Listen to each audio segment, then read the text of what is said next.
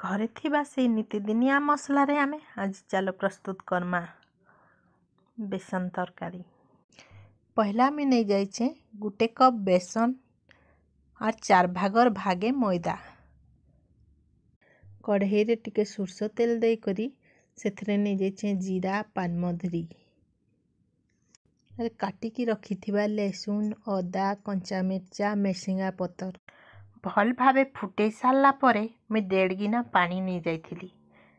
पानी फुटला परे बेसन और मैदा के भल भावे गुले नहीं थिली। गैस को टिके लो मीडियम करके 5 मिनिट पर्यंत जंतनी के टिके घांटवा को पड़ी थिला। जंतनी सब को बाहर करे नहीं थिली। भल रे सेट हबार लगी 5 रु 10 मिनिट छाड़वा को पड़ी थिला। से भितरे मसला रेडी करमा। 10 मिनिट छाड़ला परे सेट हो जाइथिला मोर बेसन डो। तार परे मुई पनीर लखान पीस पीस करी करी काटी नहीं थिली और सुरसो तेल रे मी फ्राई करी नहीं थिली।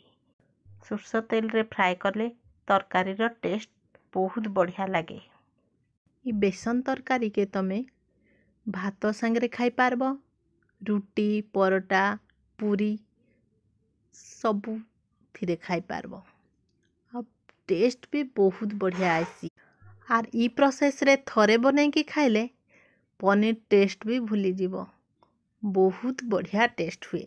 और जेन दिन घरे पनीपरिबा नहीं थीसी से दिन मोर खुराफाती दिमाग रे ई सबू चटपटा खाद्य बनैबार प्लानिंग टा आईसी।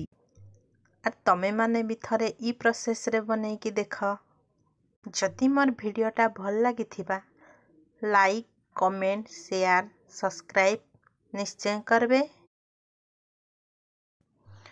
रहली जय जगन्नाथ। पुणी काली देखा हबो आउ गोटे वीडियो रे।